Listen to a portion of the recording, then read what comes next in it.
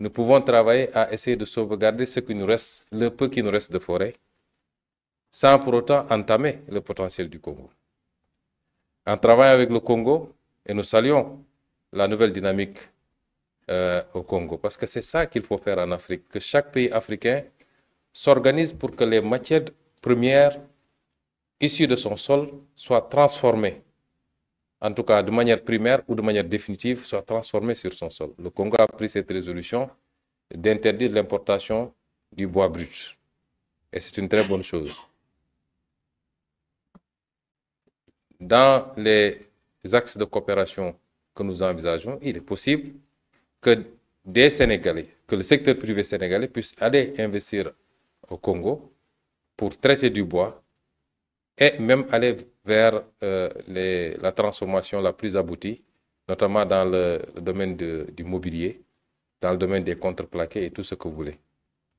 Ensuite, le bois transformé, la première transformation, la transformation primaire, peut être acheminé également vers le Sénégal. Puis, au-delà de notre consommation, ici, pour les besoins du marché local, notre ambition, c'est de faire du Sénégal un point d'éclosion pour pouvoir distribuer dans le reste de l'Afrique de l'Ouest. Et donc, c'est des axes de coopération comme celle-là dont nous avons beaucoup discuté et pour lesquels nous avons mis en place un comité ad hoc qui va travailler à matérialiser cela et nous espérons, dans cet esprit d'une coopération mutuellement gagnante. Nous sommes entre Africains, nous ne sommes pas dans un schéma de dire il faut que telle pompe sur telle autre. Ce n'est pas ça la logique, mais que ce soit des coopérations mutuellement gagnantes, qu'au bout de la collaboration, que le Congo sente que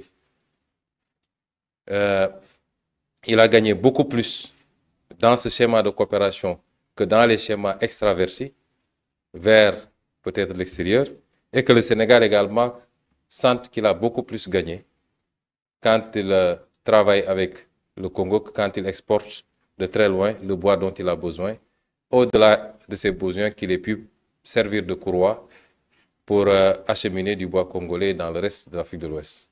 C'est autant de réflexions comme celle-là qui ont été initiées aujourd'hui et nous pensons être sur une voie qui nous permettra de hisser la coopération, mais surtout de rapprocher les peuples, parce que c'est ça aussi l'importance de cette discussion. Sur la question de l'énergie, je considère que le Congo est un pays souverain qui a éprouvé le besoin à un moment donné d'aller vers une forme d'organisation de son secteur énergétique. Un appel d'offres a été lancé. La Sénélec, qui est une entreprise sénégalaise et qui est une fierté en tant qu'entreprise sénégalaise, a concouru à côté d'autres entreprises issues de pays beaucoup plus puissants que le nôtre, d'autres entreprises certainement africaines également. Et à l'issue du processus, elle a été choisie de manière transparente. Nous nous en félicitons et en félicitons également le gouvernement congolais. Le Premier ministre rappelait tantôt que le marché est très encadré parce que ce n'est pas seulement le Congo, mais des partenaires financiers du Congo qui concourent au financement de cette activité ont eu un regard sur ce qui s'est fait. En tant que Sénégalais, nous ne pouvons que nous féliciter que la Sénélec ait pu performer à ce niveau. Le Premier ministre a rappelé un certain nombre d'occurrences qui les ont amenés à suspendre. J'insiste sur le mot suspension. Il n'a pas été question ici d'annulation du marché. Il y a des préoccupations intérieures qui ont amené le gouvernement congolais à considérer qu'il fallait suspendre le temps de procéder à un certain nombre de réglages. Je demeure convaincu que ce contrat sera parfait, que ce contrat sera validé et que ce sera un bel exemple de ce que nous pouvons faire dans cette dynamique de coopération sud-sud, de coopération entre pays africains. Parce que souvent, nous avons à rougir de faire venir des entreprises qui viennent de très très loin, ce qui n'est pas mauvais. Nous ne sommes pas hermétiques. Nous sommes très fiers quelquefois même de dire que cette entreprise est venue de tel pays européen, de tel pays américain. Il faut que cette fierté-là aussi, nous puissions l'éprouver.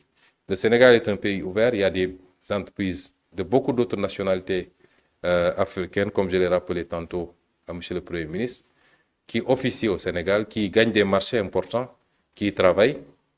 Des entreprises sénégalaises qui sont aujourd'hui des fleurons.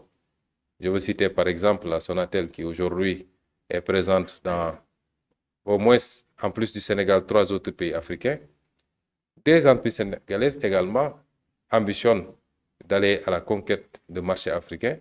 Et c'est ça l'esprit de la ZECAf d'ailleurs, d'être compétitive parce qu'on ne leur donne pas de cadeaux et de pouvoir prester dans ces pays-là, apporter de la satisfaction pour ces pays, mais également pouvoir s'agrandir, se développer à partir des marchés qu'ils ont dans ces pays-là. Et je demeure convaincu, en écoutant M. le Premier ministre, parce qu'on en a discuté d'abord avant-hier lors du dîner, on en a discuté ce matin en tête-à-tête, on en a discuté tout à l'heure dans les travaux. Si nos amis du Congo avaient l'intention de mettre un terme à ce marché, peut-être qu'on ne serait pas là en train de discuter. Peut-être que même cette visite ne se passerait pas comme elle se passe. Et j'ai également largement discuté avec la plus haute autorité de la Sénélec, qui est dans de très bonnes dispositions, qui comprend la plupart des préoccupations soulevées ici et qui considère qu'il est possible d'y pourvoir de la manière la plus facile. Et je pense que, Monsieur le Premier ministre, le Sénégal vous réitère à vous, au président, son Excellence Denis Sassou Nguesso et à tout le peuple congolais. Parce que parmi les inquiétudes, il y a le fait d'avoir douté que l'État du Sénégal soutienne vraiment la Sénélec. La Sénélec est une entreprise privée, de droit privé certes, mais détenue, je crois, à 90% par l'État du Sénégal. Donc tous les actes que pose la Sénélec, considérez que ces actes sont posés également d'ordre et pour le compte de l'État du Sénégal. Et que l'État du Sénégal accompagnera cette entreprise intra-africaine pour qu'elle soit un succès éclatant et qu'on puisse démontrer à la face du monde que nous pouvons faire ce qui se fait partout ailleurs, ensemble, la main dans la main. Quant à la dernière question, si je n'en ai pas omis, je crois qu'on parle de fiscalité et l'impact des procédures, d'un certain nombre de procédures entamées sur les décisions d'investissement au Sénégal. C'est des questions, je ne dis pas qui ne se posent pas ailleurs, mais souvent qui se posent de manière curieuse quand il s'agit de l'Afrique. Je ne pense pas que le Sénégal soumette les entreprises qui investissent sur son sol, qu'elles soient des entreprises sénégalaises, africaines ou internationales, elles ne sont pas soumises à plus de pression fiscale qu'ailleurs dans le monde. Ça n'existe pas. Il se trouve qu'il y avait dans le passé une certaine perception.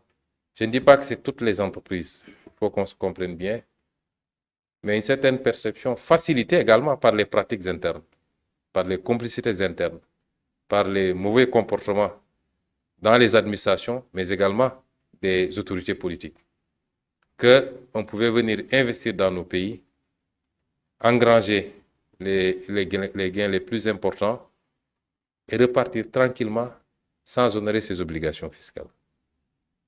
Ça, c'est souvent conçu de cette manière. Eh bien, il faut que nous puissions tous nous entendre qu'en tout cas ici au Sénégal, cela est révolu. Nous avons un cadre fiscal qui est le même que partout dans le monde, qui n'est pas répressif, mais qui n'est pas également très permissif. Nous ne sommes pas un paradis fiscal, mais nous ne sommes pas également un pays qui surtaxe. Nous avons une fiscalité normée, normale, qui répond aux standards, aux standards internationaux, les meilleurs standards internationaux du moins. Et cette fiscalité-là s'applique uniformément, qu'on soit sénégalais, japonais, congolais, allemand, il n'y a pas de discrimination. Et la législation fiscale continue à s'appliquer ainsi. Ceux qui veulent investir au Sénégal, nous travaillons à renforcer l'attractivité du pays. Nous sommes en train de réformer tout le dispositif, tous les codes, le code des investissements, le code minier, le code pétrolier, le code des impôts, le code des douanes. Pratiquement tous les codes sont en chantier pour les rendre attractifs sans pour autant être permissifs. Nous créons les conditions de la sécurité de l'investissement dans ce pays. Sécurité juridique, mais c'est également sécurité tout court pour que l'investisseur puisse se sentir à l'aise quand il est au Sénégal. Et c'est ça le rôle de l'État. Ce qu'on attend en retour de ces investisseurs, c'est qu'ils puissent respecter les règles, les lois de ce pays.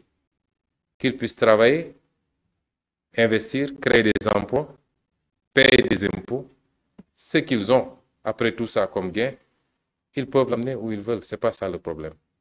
Si on est tous d'accord sur ce schéma, je pense qu'il n'y aura pas de problème. Mais si les gens considèrent qu'ils peuvent venir en Afrique, continuer à pomper les ressources naturelles, gagner des marchés surfacturés, sans payer des impôts, de plus en plus même importer des ouvriers alors qu'on a suffisamment de bras pour travailler, ça c'est révolu également.